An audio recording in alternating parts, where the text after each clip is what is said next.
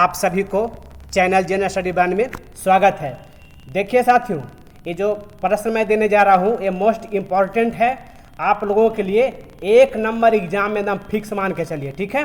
और जो प्रश्न का उत्तर आप लोगों को आएगा साथियों, उसको आप लोग कमेंट में लिख दीजिएगा। ये रिक्वेस्ट आप लोगों से है, ठीक है। और एक चीज़ और, चैनल को लाइक एवं सब्सक्राइब जरूर कर दे, अपने दोस्तों के पास शेयर कर दे, ठीक है। और धैर्यपूर्वक सुने, मैं याद करवा के जाने वाला हूँ, ठीक है। चलिए पहला क्वेश्चन में आ जाएंगे हम लोग। लोकटक झील किस राज्य में स्थित है? लोकटक झील किस राज्य में स्थित है? चलिए ऑप्शन में चलते हैं। Option A Uttarakhand, option B Kerala और option C Arunachal Pradesh, option D है मणिपुर। और इसका राइट आंसर देखा जाए साथियों तो मणिपुर, ठीक है।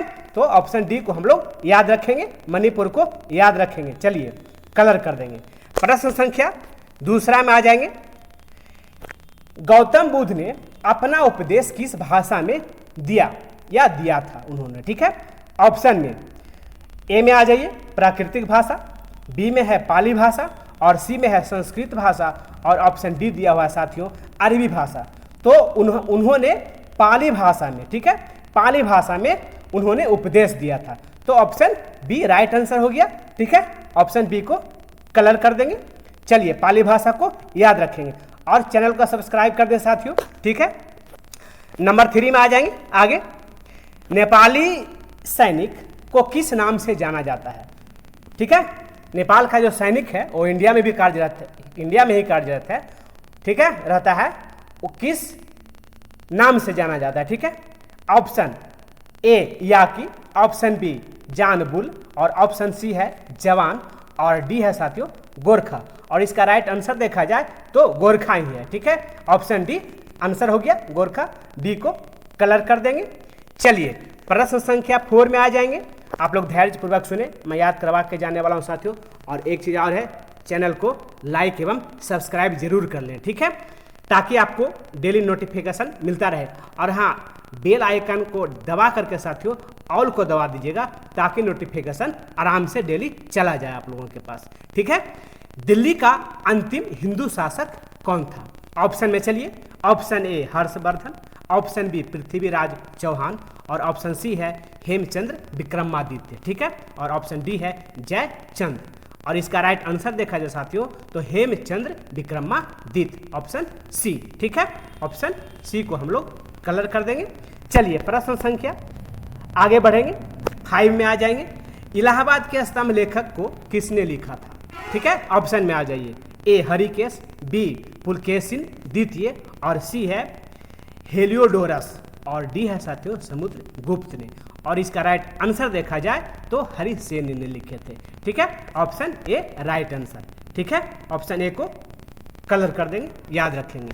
प्रश्न संख्या 6 में आ जाएंगे। 6 में दिलवाड़ा जैन मंदिर किस शैली में बना है? ठीक है, उस शैली का नाम क्या है? ऑप्शन ए में है मथुरा शैली, बी में द्रविड़ शैली और सी में है नागर शैली और डी में है साथियों इनमें से कोई नहीं। और इसका राइट आंसर है सी नागर शैली, ठीक है। दिलवाड़ा का जो जैन मंदिर है नागर शैली में बना हुआ है। और इतना ही नहीं, जो श्री राम मंदिर बना है वो भी नागर शैली में ही बना, ठीक है। तो ऑप्शन सी को हम लोग याद रखेंगे। अयोध्या का जो श्री राम मंदिर बना वो भी नागर शैली में ही बना है। चलिए प्रश्न संख्या 7 में आ जाएंगे। 7वां, मदर टेरेसा का जन्म कहाँ हुआ था? ऑप्शन ए मोरक्को में, ऑप्शन बी अल्बानिया में, ऑप्शन सी भारत में और ऑप्शन डी है फ्रांस में। और इसका राइट आंसर देखा जाए तो ऑप्शन बी, ठीक है, अल्बानिया में। आगे बढ़ेंगे, ऑप्शन बी को कलर कर लेंगे, अल्बानिया में। प्रश्न संख्या 8 में आ जाएंगे।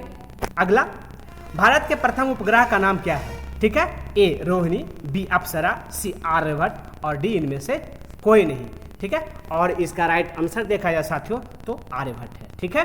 ऑप्शन सी को कलर कर देंगे, याद रखेंगे, एकदम याद करके जाना साथियों। ये मोस्ट इंपॉर्टेंट क्वेश्चन है एग्जाम में। आपको 1 नंबर का, मैं इससे बता रहा हूँ, 1 नंबर का आपको हर हाल में प्रश्न आना ही आना है साथियों। चाहे पुलिस का हो या एमटीएस का हो या फिर एसएससी का हो, वो इसमें से छोटे लेवल की एग्जाम के मैं बात कर रहा हूँ, बी कैटेगरी का। ये वाला में तो नहीं कह सकते, लेकिन बी में एकदम आना ही आना है, ठीक है। चलिए प्रश्न संख्या 9 में आ जाएंगे। 9वां, फूलों का घाटी कहाँ स्थित है? ठीक है, मोस्ट इंपॉर्टेंट क्वेश्चन है, ठीक है।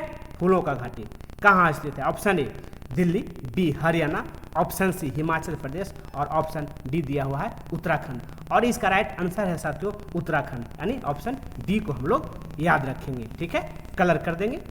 चलिए प्रश्न संख्या आगे बढ़ेंगे, 10वां में आ जाएंगे।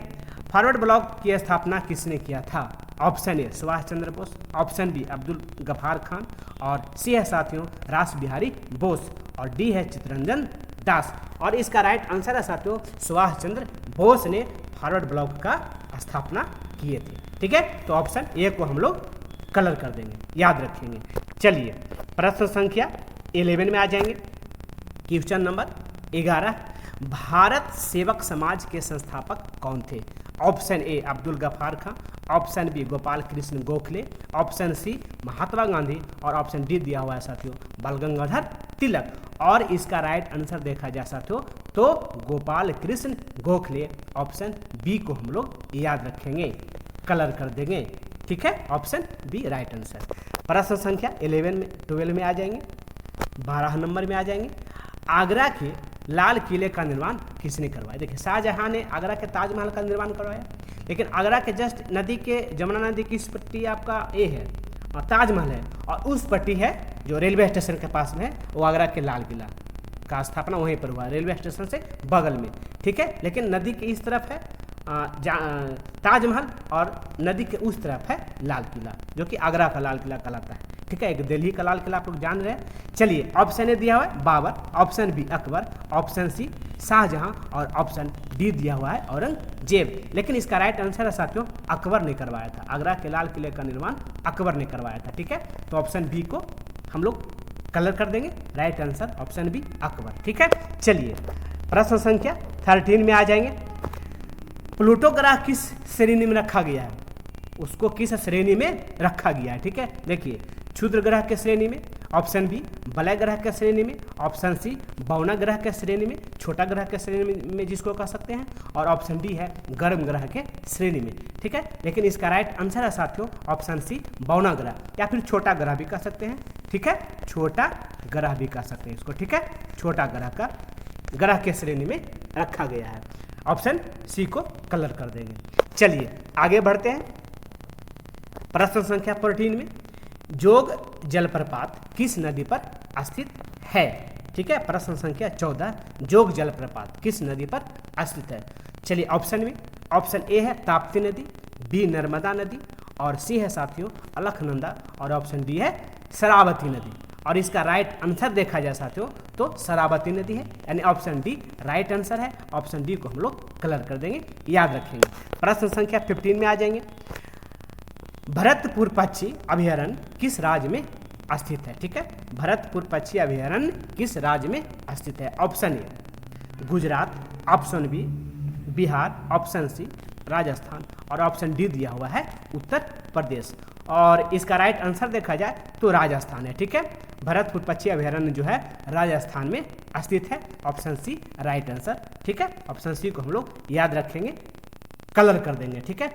मुझे आशा एवं विश्वास है कि आप लोगों को मैं अच्छे ढंग से याद करवा पाया, और आप लोगों से रिक्वेस्ट है कि चैनल को लाइक एवं सब्सक्राइब कर दें इसी प्रकार का डेली जीके, ठीक है, याद करने के लिए।